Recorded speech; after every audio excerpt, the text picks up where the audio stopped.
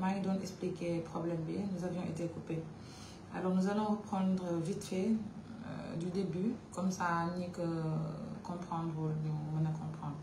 Alors aujourd'hui je parle d'un cas de Dieynaba.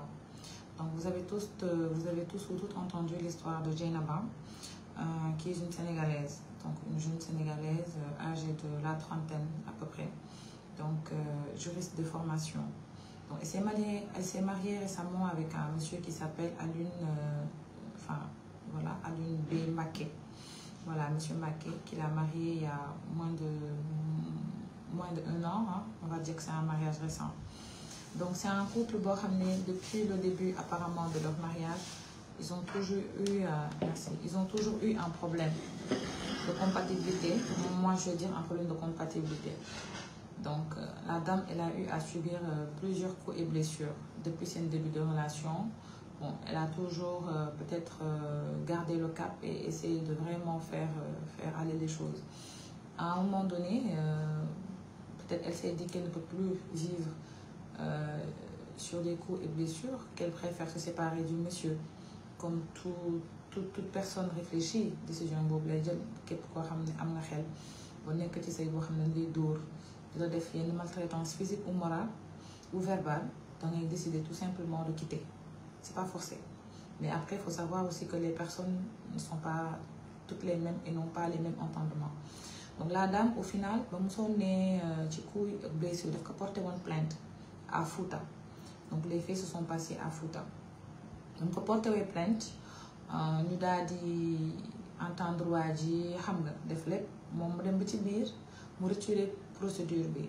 Certainement sa famille, la famille du gars, à la sénégalaise, da ngay rey doomu jàmbur ñu wax la ndogalu yàlla la, dangay jël bakkanu jàmbur ñu ne ndogalu yàlla la, dangay dem def lu bon taxaw ñu ne ndogalu yàlla la, dañ seet ci njaboot ji, dañ seet ci dëkkandoo yi. Donc loolu sunu tradition la, on aime cacher le mal que nous faisons aux autres. Donc la famille a essayé de recoller le morceau, ñoom ñaar ñu àndaat ba ñu àndaatee nag yàggul. Ko defee femme bi daal di jotewaat ak ku góor ki cette fois-ci pour une histoire de message, parce que elle a eu la femme a vu des messages sur le téléphone de son mari, des messages vraiment indécents, des photos, des vidéos obscènes.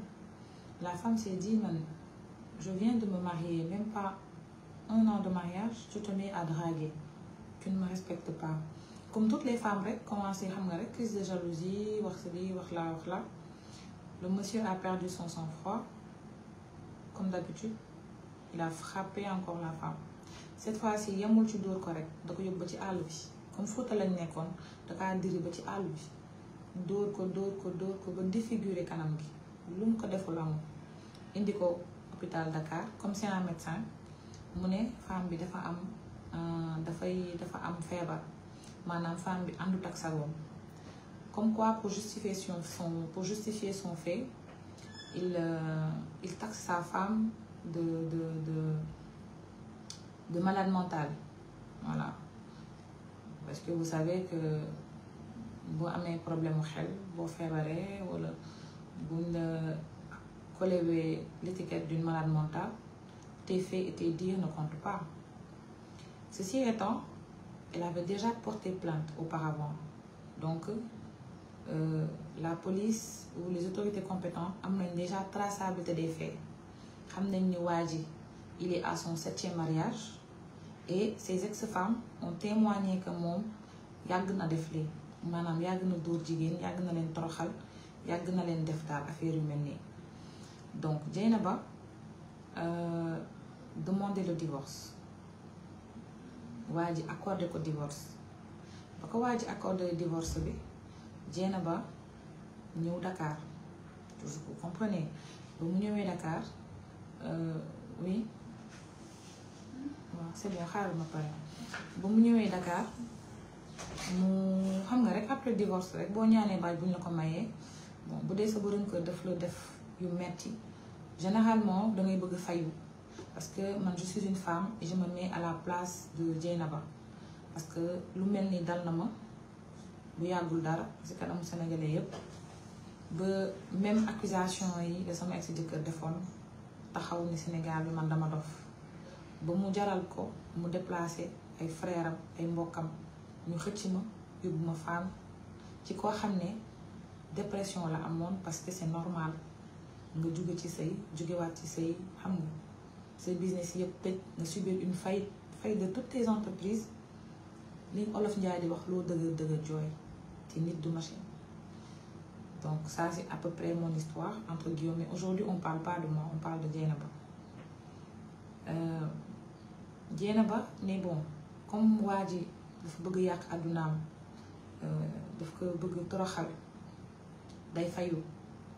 Dieynaba yor ay enregistrement borom këram c'est-à-dire des photos obscènes photos nues vidéo yooyu noonu mu envoyé ko waa ji ne ko danga bëggoon yàq sama àdduna dinaa yàq sa àdduna dinaa publier vidéo yi.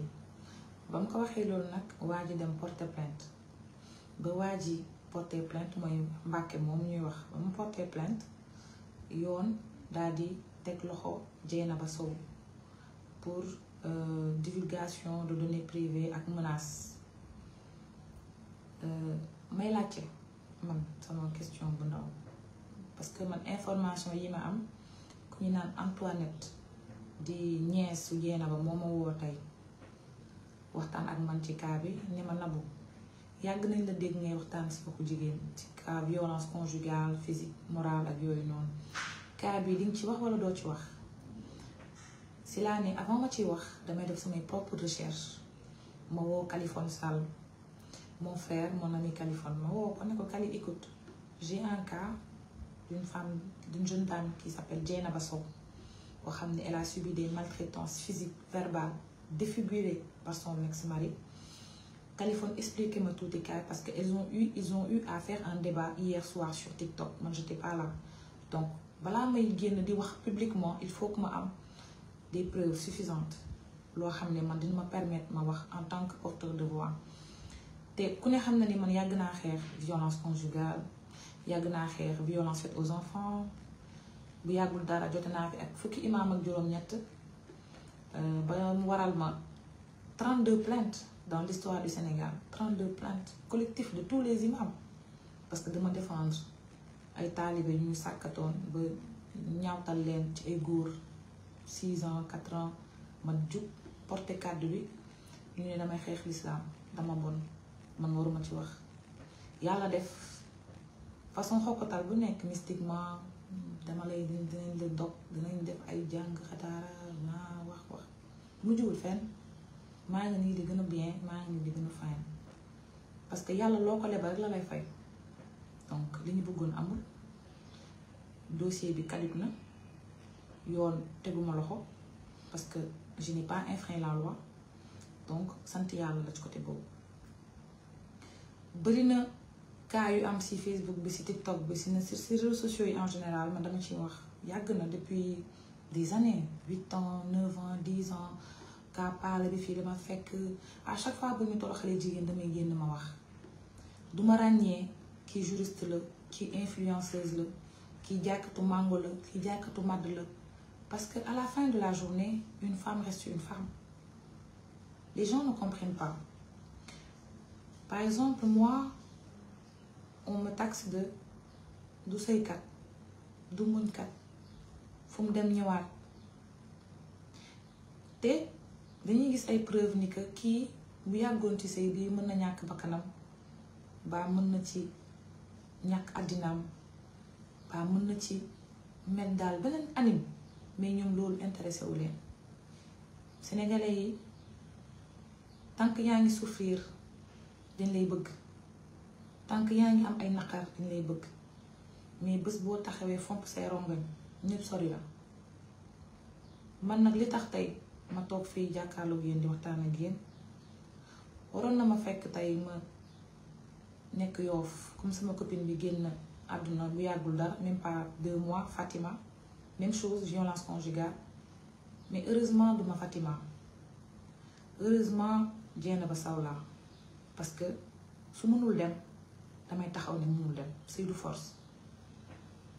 Pression sociale warul tax kenn toog ci sëy pression sociale warul tax kenn toog ci sëy dangay sëy fu ñu la joxee cër dangay sëy fu ñu la joxee cër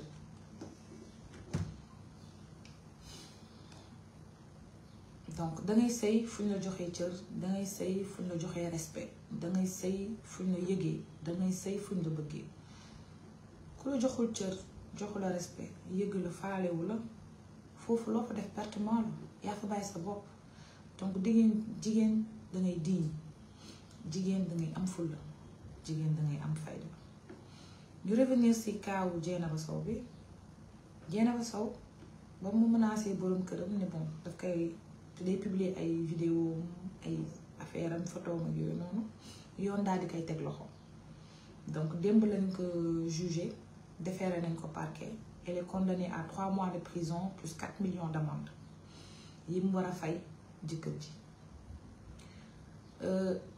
ñaari fait laay souligner premier fait góor bu la mës a yëkkati loxo bu la waatalee ne dina ko bàyyi du ko bàyyi Dieynaba Ndiaye merci góor bu la laal bu yëkkatee loxo jëmle ko ci yow benn yoon ñaari yoon jëlal say tànk nga dem parce que du ko bàyyi xas na ko ba ñam neex na ko te malheureusement góoru Sénégal pour ñoom dóore xaste saaga naqaral mooy sëy ñoom seen lépp dañ ko résumé ci dóor xas saaga ils ne peuvent pas tenir une conversation responsable ils ne peuvent pas avoir un comportement digne d'un musulman.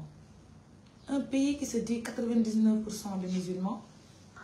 La dernière fois, on a eu les statistiques de l'ANSD. 5000 divorces par jour au Sénégal. Il y a 5000 divorces par jour au Sénégal. Ma question est, nous sommes majoritaires en tant que musulmans. Les chrétiens sont minoritaires. Donc, qui divorce? Nous avons un problème. Nous avons un problème. Un problème, vous n'avez pas de autorité compétente, ministère de la femme, ministère de la santé. Amul kenn ku ci wax lenn muy régime bi jóge fii muy régime bi fi nekk.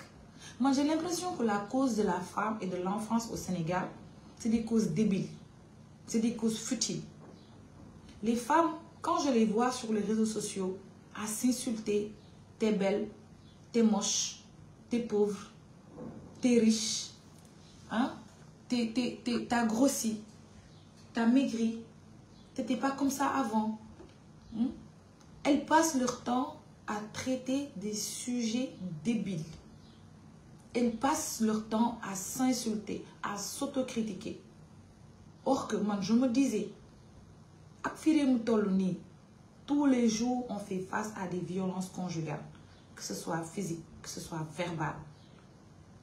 Nous, au lieu que nous n'ayons que des rires sur nos biir, nous devons nous si les réseaux sociaux yi am na doole boo xam ne bu ñu ko organisé woon teg kuréel jigéen bu ci am tolof te yor say preuve boo ko génnewee ñu def une justice. Ça veut dire que nul ne se fait justice soi-même, mais que la justice fasse ce qu'elle a à faire. La justice doit faire ce qu'elle a à faire. Excusez-moi, je vais brancher le téléphone.